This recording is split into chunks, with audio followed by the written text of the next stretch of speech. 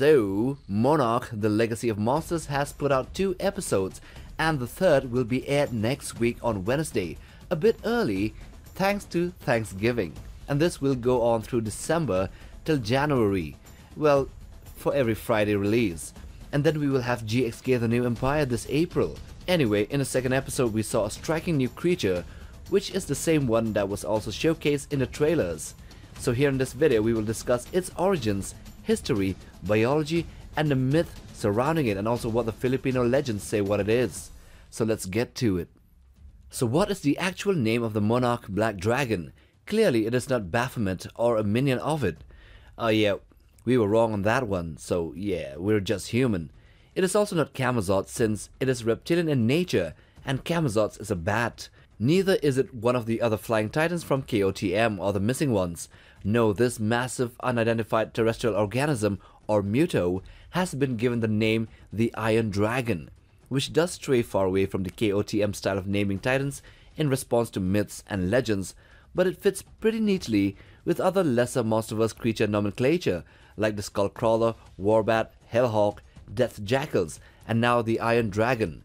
Well, it does have a ring to it, to be honest.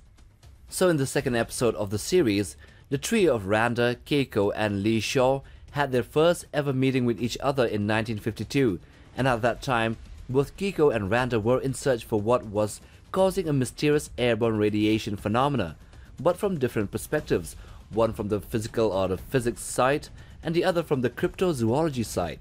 So they come upon a wreckage of the USS Lawton, which has been dragged inland in one of the many Filipino islands, not so far away from the sea. After investigating the ship which Randa had been on 9 years prior and was the sole survivor of a Titan encounter, they were attacked by a large dragon-like creature which looked more like a Nargacuga from the Monster Hunter franchise than a proper dragon. This creature is highly and fiercely territorial, displaying intense aggression towards anything encroaching upon its domain or its belongings, which is the USS Lawton wreckage here. It seems to be 30 feet tall and 150 feet or 45 meters long, which makes it somehow bigger than Drogon from season 8 of Game of Thrones, but way smaller than Smaug from the Hobbit, and therefore several times bigger than Toothless from the How to Train Your Dragon franchise, but also several times smaller than the Red Death or the Great Bewilderbeast. It is somehow the same size as the Bull Dragon from the movie The Reign of Fire, and that is our estimation. We can wait and get a proper official monster profile from Monarch pretty soon, or maybe after the series ends. So now let's discuss its design, its full design. The Iron Dragon is a colossal flying dragon-like creature. It sports black coloration. Its scales are smooth and seems to have small bumps all over the body. And its massive membranous wings look kinda like bat wings, but also drawing inspiration from the flying fish, with its wings resembling frills, while the fearsome jaws resemble the terrifying anglerfish. It boasts a head that is adorned with 2 large buffalo-like horns, and its jaws combine needle-like teeth with a hooked beak, like 2 nose hooks from the front. The monster has several spikes on its back as well, and it is equipped with 2 legs that has deadly talons, and a very long tail that concludes with a forked design. What is its real origins and the history behind it? So in the context of the USS Lawton's current location, Bill Randa enlightens Keiko about the pursuit of a dragon, drawing inspiration from local folklores. The Iron Dragon, featured in episode 2 of Monarch, The Legacy of Monsters, is likely rooted in the Filipino mythology, specifically of the Bagubo tribe's tales from the western Mindanao island where they were in at that time. This monstrous creature shares resemblance with the legendary Minokawa, a giant dragon-like bird in Philippine folklore that is described as living in outer space and can come and devour the sun and the moon, and would try to do the same with the earth. Alternatively, it may also find inspiration from the Bakunawa, another formidable dragon in Filipino myth.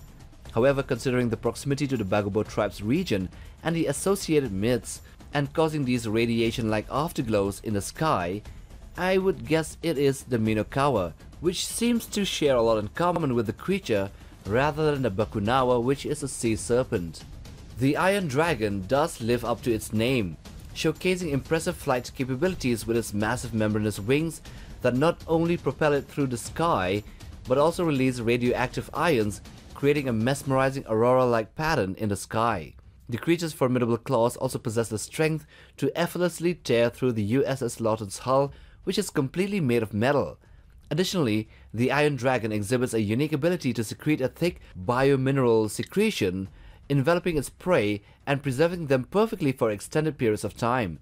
Executive producer Matt Shakman suggests that the reason behind this intriguing behavior could vary from facilitating specific phases in its life cycle, especially feeding its young or the newly hatched ones from its eggs, therefore making it very territorial with respect to the USS Lawton ship, which might be the nest of its eggs, or simply it is just preserving the bodies for later consumption, which is highly unlikely. So this brings us to the last question, and that is, what is the mystery about it and the USS Lawton ship, and did it really drag the entire ship inland? Well, Bill Randa was sure that what destroyed the ship was a gigantic underwater creature, and him becoming the sole survivor of that encounter. Therefore, the Iron Dragon, being an aerial Muto, wouldn't be responsible for the ship being sunk. It is unclear as to how the ship got dragged inland, but I'm pretty sure it wasn't floating over high tides, as the place it rested in was not really a coastal area.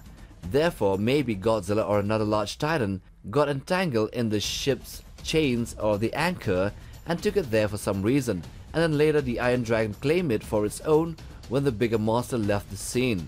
This would also mean that the dead sailors were scavenged by the Iron Dragon, and it preserved the bodies for some reason with a secretion that is highly antibiotic, given that very little decomposition is seen on the bodies that are 9 years old.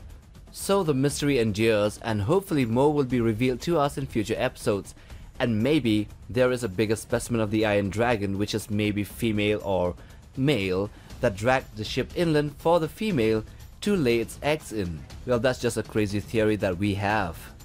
So if you like this video, then watch this other one as well, and if you're more interested in other movie monsters and creatures, then check out our channel. Like, subscribe, and we'll see you on the next video. Take care, fam.